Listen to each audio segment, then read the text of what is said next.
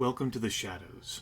I'm Grimith, and this is the intro for a Shadowrun 4th Edition series I'll be uploading here. Shadowrun is a role-playing system that marries Tolkien fantasy with a dystopian future.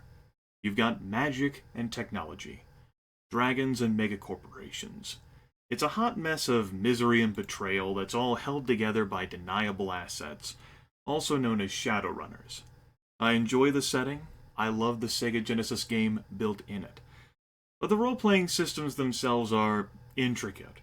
4E is not the most complex system I've played, but some of its mechanics are complicated, particularly if you're running with folks who've never played the system before. A bit of backstory. Earlier this year, I started playing the Sega Genesis Shadowrun again. That inspired one of my viewers, Argitlam Puppe, Austin, to ask in the role-playing section of my Discord server whether anyone would be interested in playing a simplified Shadowrun 4E. By that he meant no awakened or tech-focused characters. I expressed my interest, and I ended up in a 4-player group with Austin as the GM. Now, I'm the only player with Shadowrun experience, and it has been years since my last time through 4E, so in essence, everyone's exploring and learning together. Yay! It's a bit of serendipity that I'm even bringing you this series. I recorded our sessions in case they turned out to be interesting, which they did. Some technical details. I recorded everything in single-session chunks, instead of half-hour partitions, and I'm uploading them that way out of convenience. One video instead of 12 reduces the content impact I make on viewers who have no interest in my role-playing games. Furthermore, I have viewers who use third-party programs to download my content from YouTube, and it's easier to download one thing than 12. For recording software, I used OBS Studio. This resulted in great frame rate and also provided ease in adjusting player volume levels on the fly. The first session is the roughest, as I'm gauging how everyone sounds in relation to me, but everything turns out good from there. One caveat is that my recording doesn't pick up any extraneous windows besides our virtual tabletop. You won't be able to see everything I do, but you will be able to see what matters, and I will not change that. The virtual tabletop we're using is called MapTool, and I'll leave a link to it among other things in the video description. Now let's see, anything else besides backstory and technical stuff? The game is still ongoing. We're 7 sessions in at this point. I can't guarantee anyone besides me will read your feedback, and I can't guarantee anyone will act on your suggestions or corrections. We're teaching ourselves the rules as we go and adapting things for what suits us. The first session, again, is the roughest one, and it will probably frustrate you if you have a nuanced understanding of Shadowrun 4E. It happens. I understand. There's other content out there for you. Enjoy. Right, that takes care of everything you need to know. The rest of this video will be talking about my character, Dream. This is my character sheet for Dream on Chummer, as he existed right at the start of the campaign. His bio here, and I can provide a link to the character sheet in the video description. You would need Chummer to run it, though. Dream, or Virgil Runnels being his name, is based off of Dusty Rhodes, the American Dream.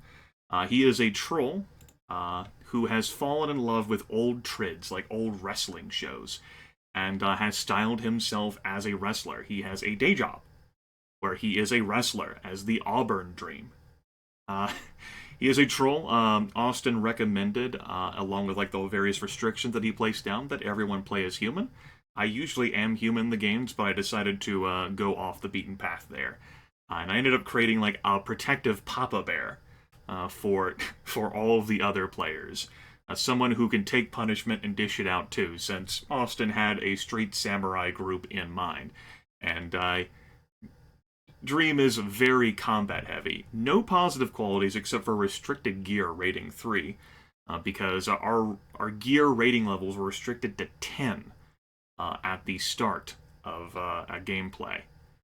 He's got an allergy to coffee, his day job as a wrestler, he's got poor self-control, vindictive, if he feels that anyone has insulted him or slighted him in any fashion, I have to make a composure roll.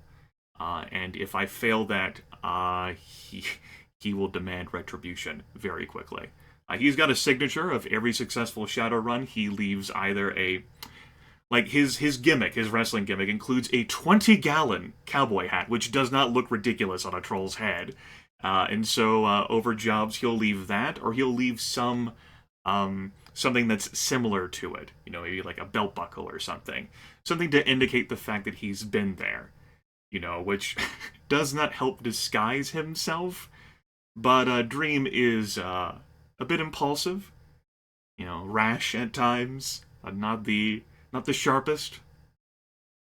Not the most protective of himself and his interest. He lacks a whole lot of fear and wisdom that eventually someone might beat into him if he doesn't die first. And he's also a sinner. After the crash of 2064, Dream got a sin for free from the UCAS, and it lists him as, well, for a time he was like a bodyguard. You know, he was into like security stuff, as someone of his stature would do, but he's pretty much a wrestler now. Like, that's what he does.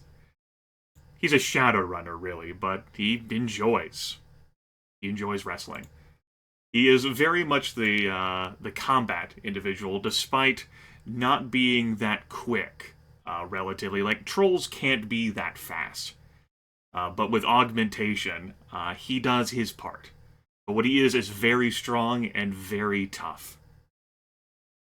He has long arms, which govern shotguns and sniper rifles, and he has clubs for staves, batons, and the ilk. And he has a bit of the face in him. He does know how to work a crowd. He can manipulate people. He can work them. You know, he can read folks. And he's got some tools to help with that.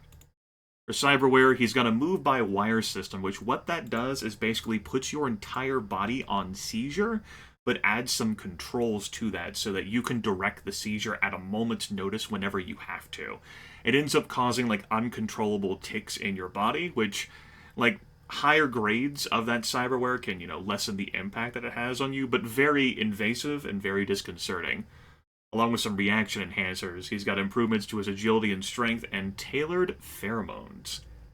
Yes. Equipment-wise, he's got a lovely warehouse, which once served as an eco-friendly habitat. And I can pull up a... No, you folks cannot see that window. Can you see my mouse over? Hold on, let me check something. No, you can't see my mouse over of it either. It does not look like. That's okay. I can read that out a bit, where the Auburn warehouse was once an eco-friendly habitat that he ends up basically owning and, like, he's renting out himself. It's got a number of qualities to it. He's been living there for a year now. And it works for someone of his size and for the athletics that he does. That he needs something as large as it is. However, it is an ambusher's delight, which combined with the fact that he has a tendency to leave clues at the scene of every successful Shadowrun about who did the Shadowrun, can eventually culminate in him being attacked at his place, and, well, the attackers having a strong advantage, despite the high security there. But it is well made, at least, so it's very cozy, no matter the time of year. He's got a wonderful greatcoat. You know, he's well adorned. Mortimer of London is not the highest tier of fashion, but it caters towards metahumans of all sizes. So that includes trolls and dwarves. It's nice for him to wear a greatcoat, particularly in the acidic rain of Seattle, that always jury weather. He's got a stun baton and a Shiawase armed riot guard, which is a shotgun, along with a telescopic staff. And as for gear, he's got a comlink, bakes in, some glasses, different sorts of, like, knickknacks.